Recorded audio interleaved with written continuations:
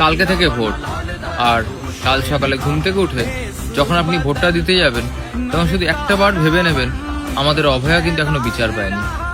আজ আমার ঘরের বা আপনার ঘরের মেয়েটারও যদি এই অভয়ের মতনই কিছু একটা দুর্ভাগ্যবশত ঘটনা ঘটে যায়, আপনার মেয়েও কিন্তু বিচার পাবে না বা আমার ঘরের মা বোনটাও বিচার পাবে না।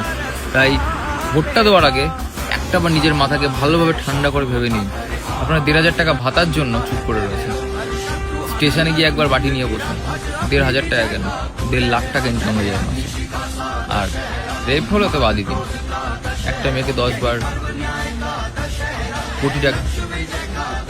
তাই পাল্টানো দরকার, চাই বিজেপি সরকার।